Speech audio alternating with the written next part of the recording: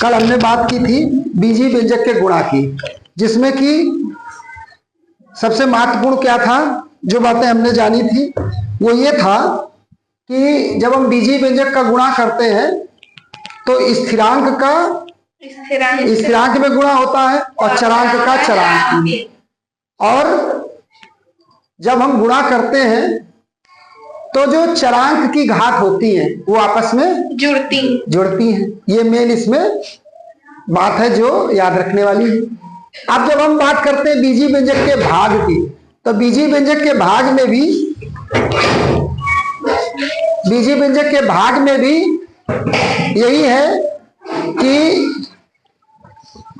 जब हम भाग देंगे तो स्थिरांक में भाग देंगे और चरांक में भाग देंगे। इसमें क्या ध्यान रखने की बात है कि गुणा में घात जुड़ती थी और भाग में घात घटेगी। इसको हमने जैसे आपको बताया भी था शुरू में कि घात क्यों जुड़ती है और क्यों घटती है, उदाहरण देकर के समझाया था सर। क्योंकि गुणे में हमेशा जुड़ता है। गुणा में जैसे देखिए, अब इसको जैसे हमने एक तरह ये उदाहरण देकर के बताया था आपको कि x के घात 5 और गुणा x के घात 3, तो x के घात 5 और गुणा x के घात 3, इसका उत्तर बराबर क्या आ जाएगा? x के घात 8। x के घात 8 आ जाएगा। तो अगर हम इसको उदाहरण रूप में अगर हम इसको देखना चाहें कि ऐसा क्यों होता है, तो अगर हम x के घात 5 बराबर कितना होता है? x गुणा x गुणा x गुणा x गुणा x गुणा x, कितनी बार? 5 बार। फिर x के घात 3 बराबर कितना होता है? इसको अगर विस्तारित रूप में लिखेंगे तो कितना होता है? x गुणा x। तो कितने हो गए? 1 2 3 4 5 6 7 8। तो ये भी हम आपको बता चुके हैं कि अगर आधार समान होता है तो गुणा में घात जुड़ते हैं। यहां पर दोनों में आधार समान है तो घात जुड़ेंगे। इसी जगह पर अगर यही भाग कह दिया जाए इसको, अगर सर आधार समान ना हो तो कैसे तो नहीं जुड़ेगा। फिर ये चित इसमें लागू नहीं होगी। फिर हम उसको विस्तारित रूप करके उसको हल करेंगे, जो कि आगे आपकी प्रश्नावली में आएगा। ये तभी हम कर सकते हैं जब आधार समान हो, और जब भाग देते हैं तब क्या होगा? सर x के घात 2, चूंकि भाग में घात घटती है। अब इसमें हमने इसको विस्तारित रूप किया, x के घात 5 का ये आ गया, x के घात 3 का विस्तारित रूप किया ये आ गया। तो हमने एक इधर से ये कट गए, कितना बच गया? x के घात 2 बच गया। तो ये हमने देखा इस तरह से कि गुणा में घात जुड़ती है और भाग में घात घटती है। तो और क्या चीज है कि स्थिरांक में हम भाग देंगे और चरांक का चरांक। चरांक क्या होता है, स्थिरांक क्या होता है, इस बारे में हम लोग पहले ही चर्चा कर चुके हैं। अब पहला सवाल है प्रश्नावली 4.2 का। पहला सवाल है प्रश्नावली 4.2 का पहला सवाल है। क्या है सवाल? एक कोष्टक में है 18 x के घात 2 y के घात 2 का भाग देना है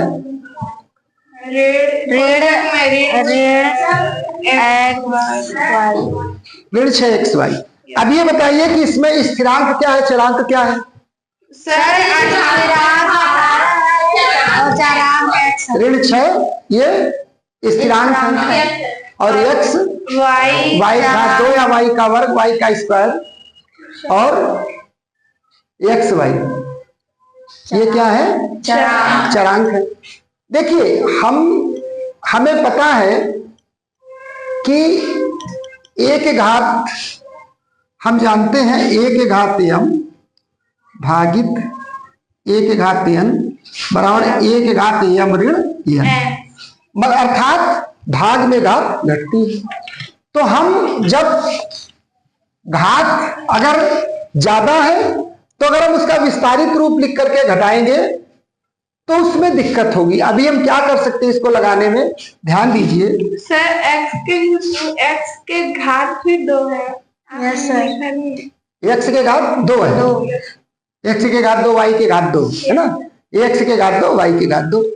तो इस तरह से अगर हम इसमें ये ध्यान देंगे तो 18 बटे ऋण 6, ठीक है। फिर इनका आपस में गुणा है तो गुणा एक्स के घात 2 बटे एक्स गुणा वाई के घात 2 बटे वाई।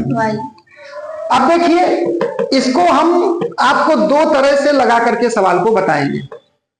एक जो पहला मैं मेथड इसमें लागू करूंगा, वो जब घात कम होंगे तब हम उसको आसानी से लगा सकते हैं। लेकिन अगर मान लीजिए घात ज्यादा है तो फिर इस ढंग से लगाने में, इस मेथड से लगाने में, मेथड कौन सा कि हम चरांक का विस्तारित रूप लिखेंगे।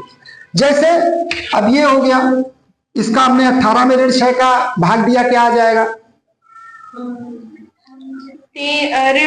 ऋण 3, चूंकि एक धन और एक ऋण का अगर भाग देते हैं तो ऋणात्मक आता है, ये ऋणात्मक है तो ऋण 3। उसके बाद अब देखिए ये x का हमने विस्तार कर दिया, x गुणा x बटे x गुणा y बटे y। अब देखिए एक एक x कट गया, इधर एक x कट गया, इधर एक x कट गया, तो क्या आ गया उत्तर इसका? ऋण 3 xy। ये इसका उत्तर हो गया, उत्तर बराबर ऋण 3 xy, ये उत्तर हो गया। और अब हम अगर वो भाग के जगह में गुणा होता तो? अगर भाग की जगह में गुणा हो जाता तो फिर घात जुड़ जाती। हम भागने फिर हम 18 का ऋण 6 में गुणा करते तो 18 6 का कितना होता है? 18 छिका 108, तो ऋण 108 और x के घात 2 था तो इधर की घात जुड़ जाती तो x की घात 3 हो जाती, y की घात 2 होती तो y की घात 3 हो जाती। तो ऋण 108 x के घात 3 और y के घात 3, इसका उत्तर आ जाता। इस तरह से अगर आप लोग क्लास क्वेश्चन करते हो तो पढ़ाने में भी ठीक लगता है और पढ़ने वालों को भी ठीक लगता है कि आपको कहीं जैसे अब इसको अगर आप अच्छे से समझ लेंगे तो सवाल तो आपको परीक्षा में आएगा तो ऐसे ही लगाना होगा, लेकिन आप इसका उत्तर मौखिक रूप से ही निकाल सकते हैं। 18 में 6 का भाग दिया, ऋण 6 का ऋण 3 आ गया, x के घात 2 है, ये x है तो एक घात घट गया तो x आ गया, y के घात 2 y आ गया, तो उत्तर आ जाएगा ऋण 3 xy। इस तरह से ये पहला सवाल है। जो अगला सवाल है, दो सवाल इसमें घात छोटी है, जब बड़ी घात ज्यादा घात होगी तो फिर हम एक दूसरा मेथड भी आपको अप्लाई करेंगे। फिलहाल हम दूसरा मेथड जो है वो आगे के सवाल में देखते हैं, क्योंकि आसान सवाल है, छोटा सवाल है, इसको इसी ढंग से देख लेते हैं। अगला सवाल है दूसरा, समझ में आ गया हो? जहां ना समझ में आया वहां पूछिए।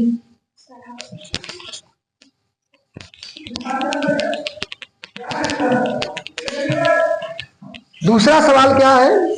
कोष्टक ऋण 15 x के घात 3 y के घात 2 z 15 x के घात 3 y के घात 2 z कोष्टक भागित ऋण 5 x के घात 2 y z क्वेश्चन बन ऋण 5 x के घात 2 y z ऋण 15 x के घात 3 y के घात 2 z। अब इसमें चरांक का भाग चरांक से देंगे, स्थिरांक का भाग स्थिरांक से देंगे। तो क्या इसमें स्थिरांक है? ऋण 15 और ऋण 5। देखिए भाग और गुणा में आपको जो चिन्ह है धन और ऋण का, उसका विशेष रूप से ध्यान रखना पड़ेगा। अगर आप उसका ध्यान नहीं रखोगे तो आपका सवाल उसी जगह गलत हो जाएगा।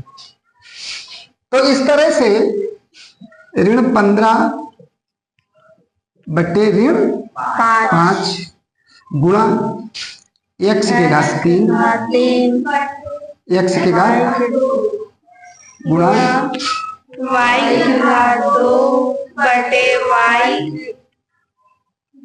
जेड बटे जेड। जेड बटे जेड।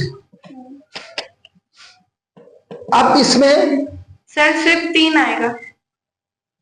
इसमें आएगा 3। ऋण 15 में ऋण 5 का भाग देंगे तो क्या आएगा? 3। 3। धन की ऋण सर धन। धन 3 तो 3 आएगा। फिर यक्स का यक्स गुणा यक्स विस्तारित रूप लिखा, फिर यक्स गुणा यक्स, फिर गुणा वाई गुणा वाई, फिर जेड जेड। अब ये एक्स कट गया, ये कट गया, ये कट गया, ये कट गया, ये कट गया, ये कट गया, बराबर कितना आ गया? 3 एक्स वाई, क्योंकि जेड कट चुका। अर्थात इसमें क्या होता है, देखो यही चीज मैं आपसे बता रहा था। अब ये इसका घात 1 है, इसका घात 1 है। अगर एक घात में एक घात घट जाएगा तो कितनी घात बचेंगी? 0। तो अगर किसी भी संख्या का घात 0 होता है उसका मतलब होता है 1। अर्थात यहां पर क्या आया? 1 आया। और 1 का अगर हम किसी भी संख्या में गुणा करते हैं तो उसका मान नहीं बदलता है, अर्थात 1 यहां से खत्म हो जाएगा। 1 को लिखने की जरूरत नहीं है। ये उत्तर आ गया। उत्तर बराबर 3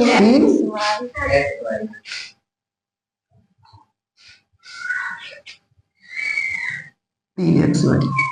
ये आपका दूसरा सवाल हुआ। जहां पर समझ में आया वहां पर पूछिए, जो भी चीज समझ में ना आई हो। सवाल को यहां पर देखिए, अच्छे से समझिए और कॉपी में जाकर के घर में उसको खुद लगाइए अपने मन से। जहां पर समझ में नहीं आता दोबारा कोशिश करिए, और फिर भी अगर नहीं लगा पाते तो आकर के अगले दिन हमसे स्कूल में पूछिए। कॉपी सब लोग अपनी कंप्लीट करके चेक कराइए। कॉपी नहीं चेक करा रहे हो इस साल आप लोग, तो ये देख रहा हूं। जहां कहीं भी भ्रम की स्थिति हो तो उसको पूछिए।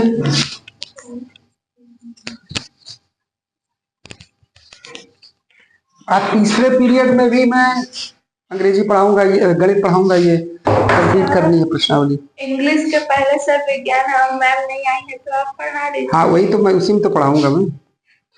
तीसरा सवाल है, क्या है? कोष्टक ऋण x के घात 5 y के घात 7 कोष्टक बंद भागित ऋण x के घात 4 y के घात 5 कोष्टक बंद। अब देखिए इसमें जो है स्थिरांक की भाग देने की आवश्यकता नहीं है, क्योंकि एक इसमें एक इसमें भी, उसका कोई अर्थ नहीं।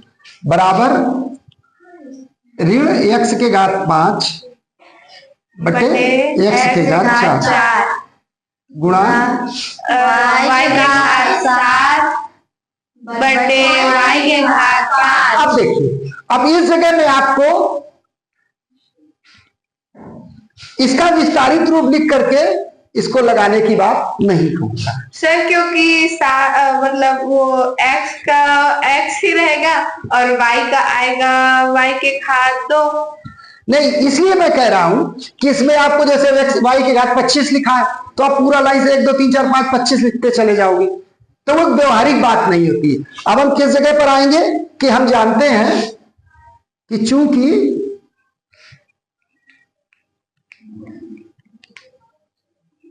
हम जानते हैं a के घात m भागित a के घात n बराबर a के घात m ऋण m। मतलब ये क्या प्रदर्शित कर रहा है? ये प्रदर्शित इस बात को कर रहा है कि भाग में घात घटती है। कब? जब आधार समान होता है। अगर आधार समान है, हम भाग दे रहे हैं तो घात घटेगी, और अगर गुणा कर रहे हैं आधार समान है तो घात जुड़ जाएगी। जैसे अगर लिखा हुआ है 5 के घात 6 गुणा 5 के घात 7, क्या उत्तर आएगा इसका? सर 5 के घात 13। हाँ गुड, 5 के घात 13 आ गया। अब इसी जगह पर अगर इसमें भाग का चिन्ह हो जाए तो उत्तर बता सकते हो? Yes sir. सिर्फ ऋण 15 तो नहीं है। चलो अच्छा चेंज कर देता हूं, बड़ी संख्या में बढ़ेगा। अब क्या हो जाएगा? सर 15 के घात उत्तर आ जाएगा बराबर 5। 5 के, हाँ 5 आ जाएगा, है ना, क्योंकि घात 1 लिखा नहीं जाता है तो बराबर उत्तर आ जाएगा 5। घात घट जाएंगे। आधार समान अगर होते हैं तो घात घटती है। अब हम जानते हैं a के घात m भागित a के घात n बराबर a के घात m ऋण n। तो इसमें क्या होगा? बराबर x के घात 5 ऋण x के घात 5 और x माइनस 4 गुणा y के घात 7 माइनस 5। किसके आधार पर? सूत्र के आधार पर। सूत्र के आधार पर हम जानते हैं, यहां पर आना चाहिए, हम जानते हैं a के घात m भागित a के घात n बराबर a के घात m ऋण n। ये चीज यहां पर आनी चाहिए। तो इस तरह से अब ये कितना आ जाएगा उसका उत्तर? x ऋण x y के घात 2। ये इसका उत्तर हो गया। उत्तर बराबर x y के घात 2। नहीं समझ में नहीं आया? No sir. समझ में नहीं आया जय कुमार? क्या नहीं समझ आया? कहां पर समझ में नहीं आया? सर वो सेकंड वाले पे। यहाँ पर क्या? यहाँ पर यस सर। भाई ये क्या है? हमने क्या आपको बताया कि जब आधार समान होते हैं सिट डाउन तो घात घटते हैं। अब यहाँ पर क्या है? ये आधार क्या है? x है, आधार x है, आधार x है, आधार y है, आधार y है। आधार x है और घात 5, आधार x है और घात 4। तो जब आधार घटते हैं भाग दे, या हम क्या कर रहे हैं? भाग दे रहे हैं। बटे का मतलब भाग ही तो होता है कि नहीं होता है? सर हो रहा है। बटे का मतलब भाग होता है, तो हम यहां पर भाग ही तो दे रहे हैं। और भाग में क्या बताया कि a के घात m भागित a के घात n बराबर a के घात m ऋण n। अर्थात भाग देने पर आधार यदि समान होता है तो घात घटते हैं। यहां पर हम ये देख रहे हैं कि घात आधार समान है। आधार जब समान है तो 1 के घात 5 है, x में एक आधार, और ये वही आधार ये भी x है, इसका घात 4 है। तो x के घात 5 ऋण 4, घात घट जाएंगे। ये घात 5 है, ये घात 4 है, तो इसका कितना घात बचेगा? 1।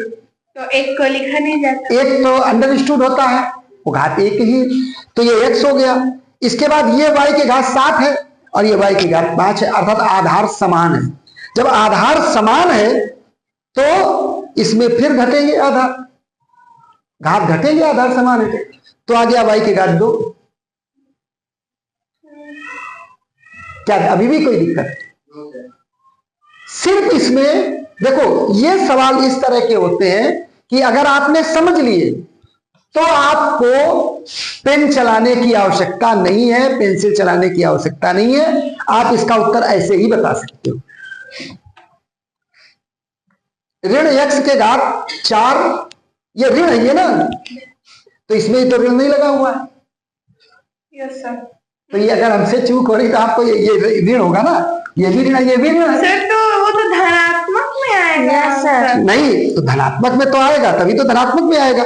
इसमें ऋण है ना, तो इसमें ऋण हो जाएगा, तो ये धनात्मक में उत्तर हो जाएगा। अगर हमसे कहीं पर सवाल में लिखने में चूक हो रही है तो आप तो याद दिला सकते हो कि सर ये ऋण है, तो ये ऋण है, ये ऋण हो जाएगा, तो ऋण में क्या हो जाएगा? ये धनात्मक हो जाएगा। तो उत्तर क्या आ जाएगा? एक्स वाई का वर्ग, है ना। देखो थोड़ी सी हमने क्या कहा, अगर थोड़ी सी भी चूक हो गई किसमें? चिन्ह में, तो सवाल हमारा गलत हो जाएगा। फिर हमारा सवाल एग्जामिनर की जो कॉपी चेक कर रहा है उसकी दया पर निर्भर होगा कि उसने देखा कि नहीं इसने पूरी प्रक्रिया सही की है, तो लाओ इसको 4 नंबर में 1 नंबर 2 नंबर दे देता हूं, 3 नंबर, 4 में 4 तो देगा ही नहीं, वो तो चूंकि आपने गलत कर दिया है ना। फिर उसकी दया पर, अब उस पर डिपेंड करेगा कि कॉपी चेक करने वाला कैसा व्यक्ति है। प्रक्रिया पूरी की होगी तो इस समय वर्तमान समय में जैसे कॉपियां चेक की जाती हैं तो उस हिसाब से नंबर कुछ न कुछ देना चाहिए। पहले जो हम लोगों का समय था, उस समय तो अगर पूरा सवाल लगाया और उत्तर भी नहीं लिखा तो उतने में ही सवाल को गलत कर दिया जाता। अगर बोले सवाल तो पूरा लगाया है, उत्तर बराबर नहीं लिखा। हमारे साथ एक गुरु जी थे, उनको मैं बहुत समझाता था कि नहीं, अब चेंज हो गया है, अब जितने स्टेप स्टूडेंट ने सही किए उस हिसाब से नंबर दिए जाते हैं। लेकिन वो नहीं मानते थे, कह देते थे उत्तर नहीं लिखा है, जीरो काट के कर देते थे। तो पहले ऐसा ही होता था, जब हम लोग पढ़ते थे तो ये माना जाता था कि गणित में आपने एक भी कहीं गलती कर दी तो आपका सवाल गलत हो जाता था। ठीक है, चलो अगले सवाल की बात। तो आपने देखा कि ऋण है तो ये धन हो जाएगा। समान चिन्ह भाग और गुणा में धन होता है, असमान चिन्ह में ऋण होता है। सर क्या चौथा प्रश्न हम लगा कर दिखा? चौथा प्रश्न तुम लगाओगे आकर के ब्लैक बोर्ड पर? सर हो सर कंप्यूटर चौथा सवाल ब्लैकबोर्ड है 32।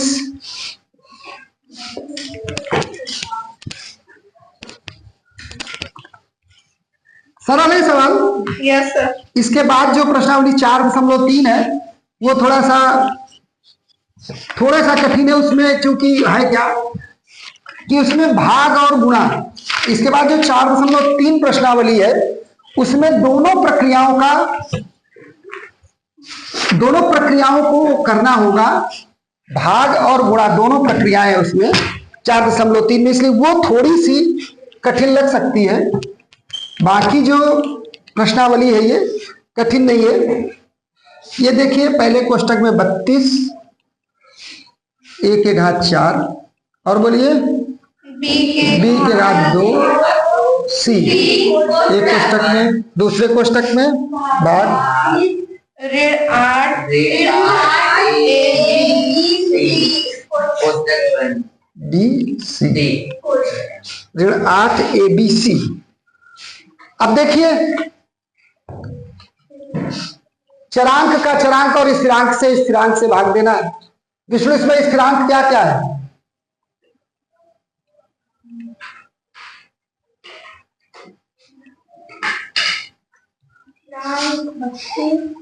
हाँ, स्थिरांक 32। इसमें इस कोष्टक में 32 स्थिरांक है और इसमें ऋण 8। तो 32 में ऋण 8 का भाग देंगे और ये जो समान हमारे चरांक हैं इनका हम आपस में भाग दे देंगे। अगर समान नहीं होते तो फिर दूसरी प्रक्रिया होती। आगे इस तरह का कोई सवाल होगा तो फिर इस पर चर्चा करेंगे। तो अब 32 बैठ जा,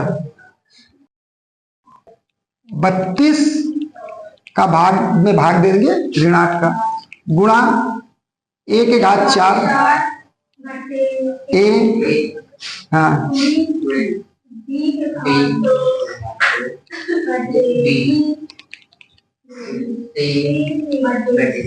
सी। अब क्या करेंगे? यहां पर क्या आ गया, कितना आएगा? 32 में ऋण 8 का भाग देंगे, क्या आ जाएगा?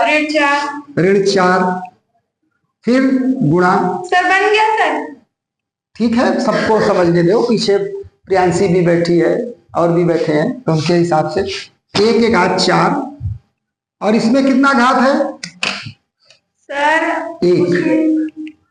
इसका घात 1 है, गुणा b के घात 2 और ऋण 1 गुणा c के घात 1 ऋण 1। जिसका घात कुछ नहीं उसका घात 1, तो 1 ऋण 1, b के घात 2, b के घात 1, 2 ऋण 1, a का घात 4, a का घात 1, 4 ऋण 1, ये ऋण 4। अब देखिए ये कितना आ गया? 4 गुणा a के घात 4 में 1 घटा दिया, कितना आ गया? 3 a के घात 3 गुणा b के घात